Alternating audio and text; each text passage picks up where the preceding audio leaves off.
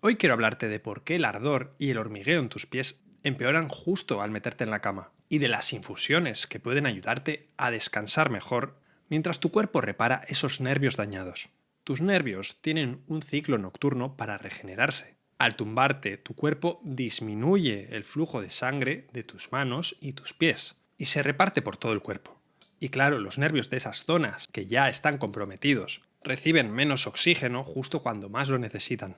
Pero hay algo sencillo que puedes probar. Nada de esto reemplaza una visita con tu médico, pero puede ayudar. Y es el caso de media cucharadita de canela de Ceilán en una infusión caliente antes de dormir. La canela ayuda a que tu azúcar en sangre se mantenga más estable durante las horas de sueño. ¿Y por qué importa esto? Porque los picos de glucosa nocturnos dañan las proteínas del nervio. Cada subida de azúcar mientras duermes deja una marca en esas proteínas. Y si a esta infusión además le añades 2 clavos de olor, tendrás un combo que se complementa muy bien. Y es que el eugenol del clavo bloquea parte de las señales de dolor en las terminaciones nerviosas. Mientras duermes, la glucosa que queda en tu sangre no se queda quieta, se pega a las proteínas de los nervios. Tu nervio tiene una capa protectora que funciona como el plástico que recubre un cable eléctrico. Cuando la glucosa se pega a las proteínas de esa capa, la señal eléctrica empieza a fallar. Viaja más lenta o se distorsiona. Eso es lo que al final sientes como hormigueo, ardor o entumecimiento. Lo que intento decirte es que lo que ocurre en el contexto del azúcar va más allá de una inflamación pasajera. Y esto es lo que más llama la atención. Para que esto ocurra no hace falta tener diabetes diagnosticada. Una cena pesada en carbohidratos, un postre a las 10 de la noche, incluso el estrés, que también eleva la glucosa. Todo eso basta para que durante las horas de sueño haya más azúcar de la necesaria pegándose a tus nervios. De ahí que esta infusión tenga tanto sentido. Y ahora que vamos a hablar de otras infusiones que además ayudan a dormir, tenemos que entender por qué dormir 8 horas no significa reparar 8 horas. Tu cuerpo pasa por distintas fases de sueño cada noche, y los nervios solo se reparan en las fases más profundas, concretamente la de sueño de ondas lentas. Es ahí donde tu cerebro da la orden de multiplicar las células que fabrican la capa protectora de los nervios. Si esas fases de ondas lentas no llegan, la orden no se da. Y aquí puede que te preguntes qué pasa con las pastillas para dormir. Que estos fármacos tan recetados para el insomnio acortan justo esas fases profundas. Te tumban, sí, pero tu cerebro no alcanza el estado donde el nervio se reconstruye. Lo que hacen es aumentar el tiempo en fases ligeras. Te despiertas habiendo dormido, pero el nervio sigue igual o peor. Por eso aquí es donde la valeriana puede ayudar. En lugar de actuar como un sedante directo, lo que hace es reforzar el sistema que tu cerebro usa para calmarse de forma natural. Y lo que pasa entonces es que tu sueño conserva su estructura normal, pasa por las fases ligeras, llega a las profundas y las mantiene el tiempo necesario. Para que nos entendamos, la valeriana respeta la arquitectura natural del sueño en lugar de aplastarla. Ahora, una vez hemos recuperado esas fases profundas, tu cerebro ya es capaz de dar la orden de reparar. La pregunta aquí es otra: si tienes material suficiente para reparar hasta los nervios de tus pies. Y es que los nervios más largos de tu cuerpo van desde la parte baja de la espalda hasta las puntas de los pies. Son los primeros en fallar porque están más lejos del centro. Dependen de unos capilares diminutos para recibir oxígeno y nutrientes. Y algunos son tan finos que solo cabe un glóbulo rojo a la vez. Tienen que ir en fila india. Entonces te puedes imaginar que al acostarte, el flujo a las extremidades baja. Y si esos capilares, que de por sí son frágiles, están dañados o endurecidos, el nervio se queda casi sin suministro para repararse. Por eso imaginarás que conviene abrir esos capilares. Y aquí entra Ginkgo biloba, que lleva años usándose en la medicina tradicional asiática para que la sangre circule mejor en el cerebro y en las extremidades. Lo que hace es abrir esos microcapilares, los más pequeños, y hacen que la sangre fluya más fácil.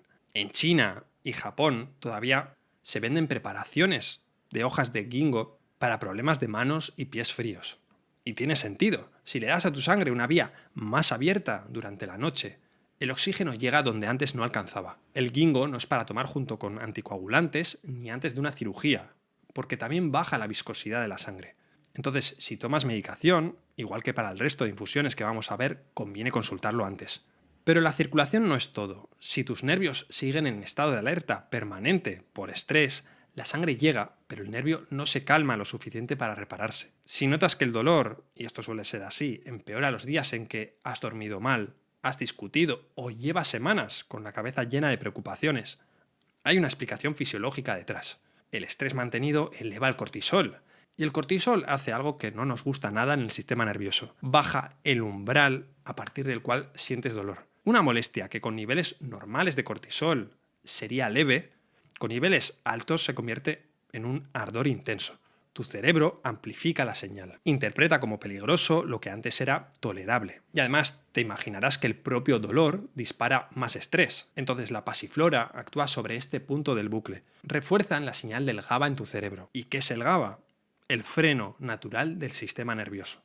Cuando la señal del GABA sube, la reactividad baja y el dolor se percibe con menos intensidad. Fíjate en la diferencia con la valeriana. La valeriana regula el sueño nocturno, mientras que la pasiflora baja la carga de estrés que arrastras durante el día. Actúan desde ángulos muy distintos. Entonces, si tomas la infusión de pasiflora, puedes recordar dedicar 5 minutos a una respiración lenta. Eso también frena el cortisol. Y es sencillo, 4 segundos de inspiración y 6 u 8 de expiración. Vamos más lentos al soltar. Pero todo lo que hemos visto hasta aquí puede verse comprometido por un hábito bastante extendido. Me refiero al café, pero no al café en general, el cual yo adoro, sino a la taza de las 4, de las 5 o incluso de las 6 de la tarde.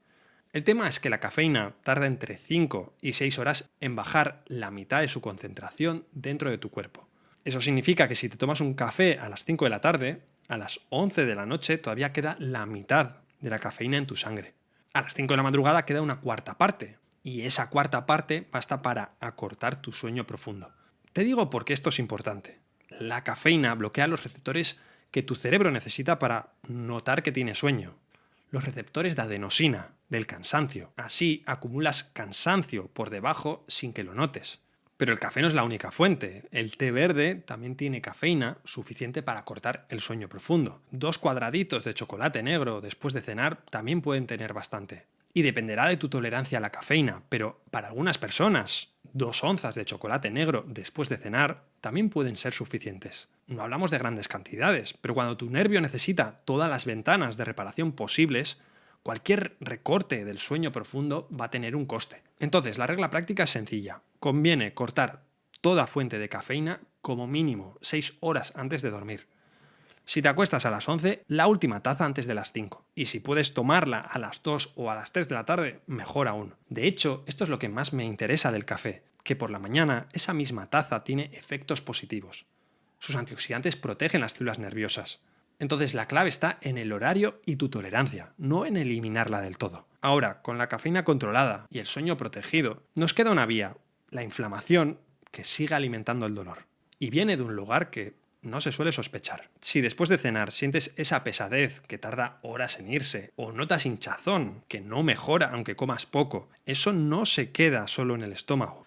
La digestión lenta puede soltar señales de inflamación, sustancias químicas que pasan a la sangre y viajan, y cuando llegan a nervios que están sensibilizados, los irritan todavía más. Es una conexión que suele pasar desapercibida. Me explico con algo que he visto bastantes veces. Una persona con hormigueo en los pies, que además arrastra digestiones pesadas desde hace años. Y prueba infusiones, suplementos, cambios de dieta para el nervio. Nada le funciona del todo. Y a veces, cuando mejoran su digestión, el hormigueo baja. No es que desaparezca, porque sabemos que suele haber varias causas, pero baja. ¿Y qué puede ayudarnos aquí? La menta. Porque el mentol de la menta relaja la pared del intestino. Lo que hace es bajar la tensión de esas paredes, sin forzar nada. Y cuando están menos contraídas, la digestión fluye y se sueltan menos señales inflamatorias. Si sueles tener digestiones pesadas, una infusión de menta después de cenar puede ser un buen punto de partida. Ahora, con la menta hay una precaución importante, que no se suele comentar, pero ese mismo efecto relajante del mentol también afloja la válvula que cierra el paso entre el estómago y el esófago. Por eso, si tienes reflujo, debes saber que la menta puede empeorarlo. Entonces, en este caso, puedes sustituirla por hinojo o anís estrellado, que relajan el intestino sin abrir esa válvula. Entonces, una cucharadita de menta seca en agua caliente, tapada durante 7 u 8 minutos, después de la cena.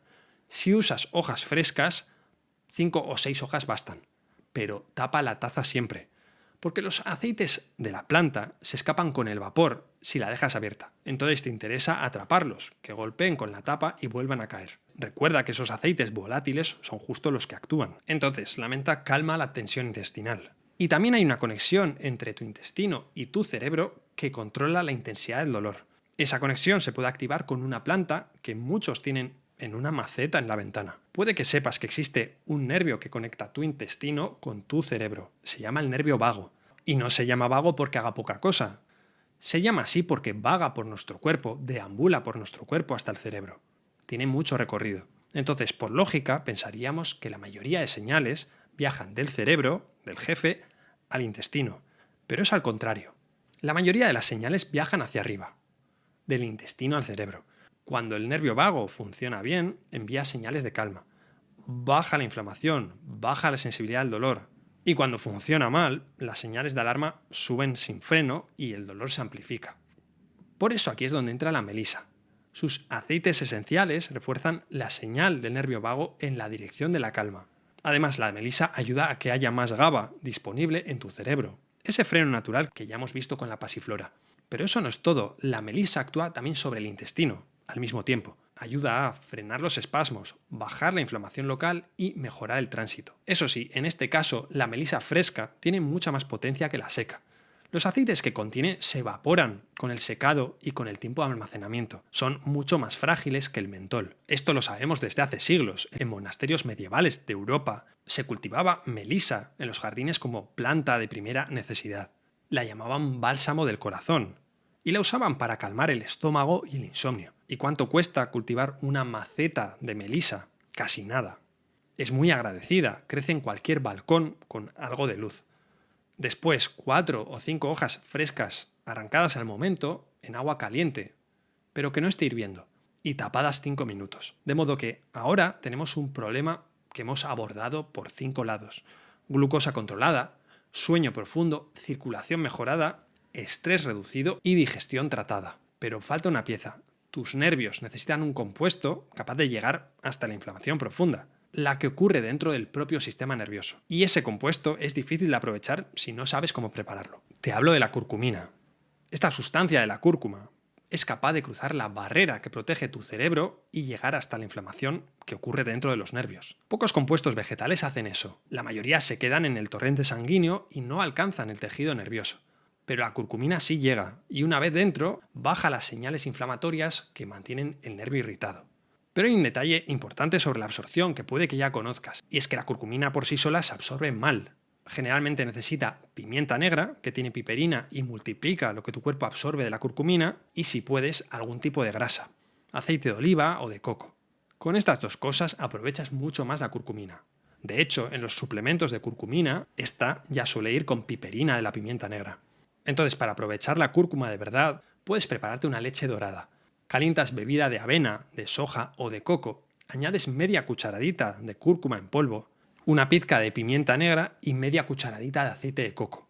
Pero todo esto que hemos visto tiene un factor que puede marcar la diferencia en que te funcione o no, y es la forma de preparar cada infusión. Cada planta tiene sus condiciones óptimas, la temperatura del agua, el tiempo y si tapas o no la taza cambian por completo lo que terminas bebiendo.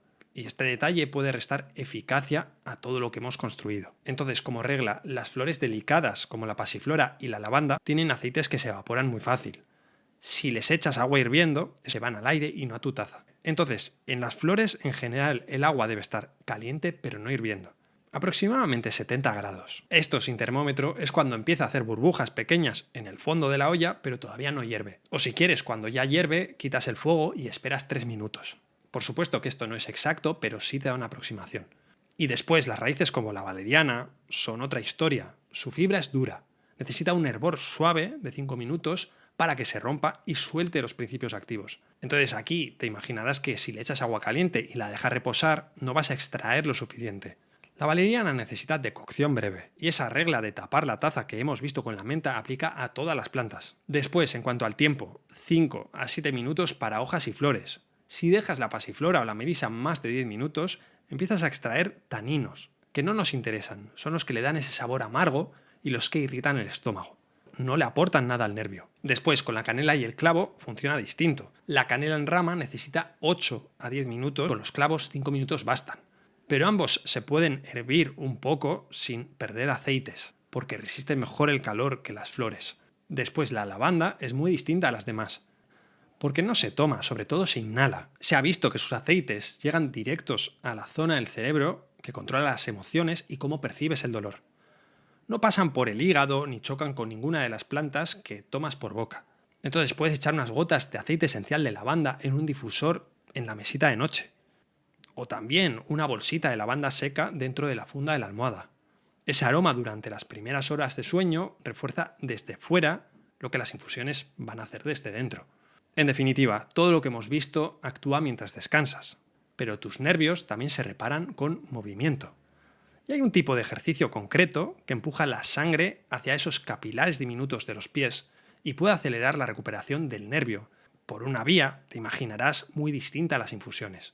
Todo esto te lo cuento en mi siguiente vídeo sobre los mejores ejercicios para la neuropatía. Te lo dejo por aquí para que hagas clic y nos vemos ahora ahí. Cuídate mucho.